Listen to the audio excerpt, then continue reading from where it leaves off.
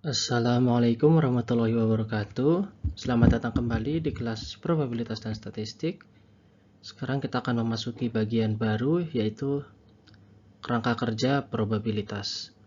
Pada video ini akan saya jelaskan eksperimen dalam pikiran, ruang sampel, dan kejadian. Ya, kembali ke dalam kerangka kerja probabilitas kita. Di sini kita akan mempelajari lebih mendalam apa yang disebut sebagai eksperimen dalam pikiran, apa yang disebut sebagai ruang sampel, bagaimana cara menentukan kejadian, dan probabilitas.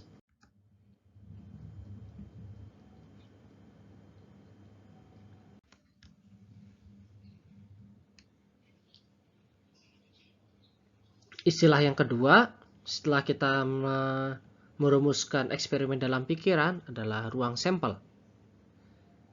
Ya, ruang sampel itu apa? Jadi di dalam pikiran kita tuliskan semua hasil yang mungkin dari suatu eksperimen dalam pikiran. Ya. Dilambangkan dengan simbol S biasanya. Nah, ruang sampel ini disesuaikan dengan tujuan dari analisis kita, ya. Dan satu lagi ada titik sampel, yaitu setiap kejadian dalam ruang sampel atau setiap titik dalam ruang sampel disebut sebagai anggota ruang sampel, ya.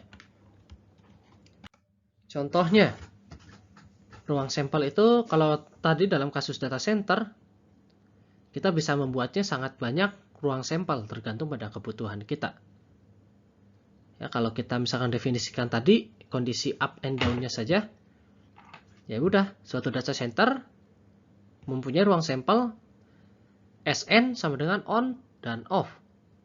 Ya. Itu kalau kita hanya meninjau apakah dia nyala atau mati gitu, bisa melayani nasabah atau tidak gitu.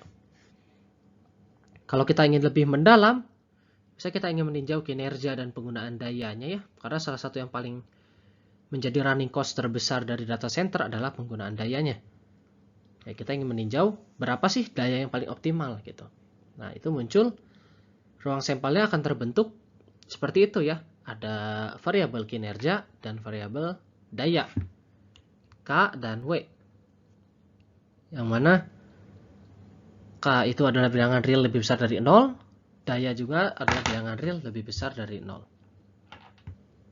Nah, ini mana yang digunakan, SN atau SM, itu tergantung pada tujuan eksperimen kita. Yang di awal sudah kita plot di pikiran kita, ya, tujuan dari eksperimen dalam pikiran. Nah, untuk 3 data center, seperti contoh soal yang tadi, maka ruang sampel yang terbentuk adalah sebagai berikut, ya. Data center 1, data center 2, data center 3 semuanya mempunyai kemungkinan on dan off. Ya. Nah, setiap satu baris ini adalah satu kejadian, satu titik, disebut sebagai titik sampel. Jadi dalam 3 data center akan terbentuk 8 kemungkinan yang terjadi. Ya. Bisa jadi saat data center 1 on, data center 2 on, data center 3 juga on. Atau bisa jadi aja data center 1 off, data center 2 on, data center 3 on, dan lain-lain. Nah, ini bentuk diagram pohonnya, ya. Yang mana data center 1 mempunyai 2 kemungkinan, data center 2 juga mempunyai 2 kemungkinan, data center 3 juga mempunyai 2 kemungkinan. Yang mana saat data center 1 misalkan on, data center 2 bisa on atau off, dan data center 3 juga bisa on dan off, ya. On atau off. Dan terbentuklah titik sampel seperti yang terlihat di halaman sebelumnya. Ini penulisan bentuk lain lagi dengan menggunakan diagram Venn. Ya.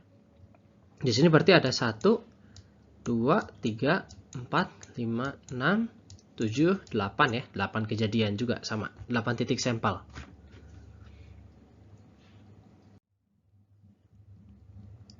Nah, kalau tadi kita tinjau sebagai bentuk langsung dari data centernya, kita juga bisa merubahnya menjadi, misalkan di sini bila kita meninjau jumlah data center yang on, maka ruang sampel yang tadinya itu bentuknya adalah huruf,